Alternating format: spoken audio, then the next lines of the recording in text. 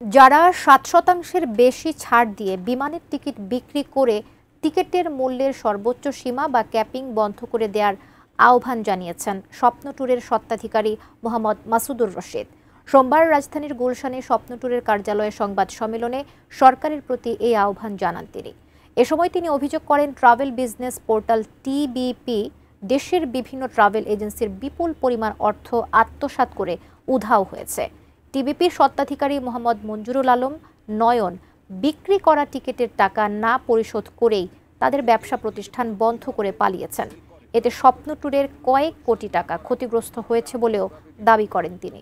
যেই এজেন্সিগুলো মার্কেটে পোর্টালের মাধ্যম দিয়া বা যেই সব এজেন্সিগুলো বড় বড় এজেন্সিগুলো যে 7-এর উপরে মানে আরও যে ডিসকাউন্ট দিয়ে টিকিটগুলো সেল করে, যখন সেল করে তখন আমাদের সাধারণ পাবলিকদের বোঝা উচিত যে এই টিকিটগুলো কিভাবে সেল করে। সরকার মাধ্যমে এইটাও একটা বলতে পারি সরকারের কাছে যে যারা 7% উপরে বেশি ডিসকাউন্ট দিয়ে টিকিট সেল করতে চাচ্ছে এবং এখনও আজকেও মার্কেটে আছে, তাদের ক্যাপিংগুলো এয়ারলাইন্স থেকে যেন বন্ধ করে দেওয়া হয়, তাইলে প্রতারণাটা বন্ধ হবে।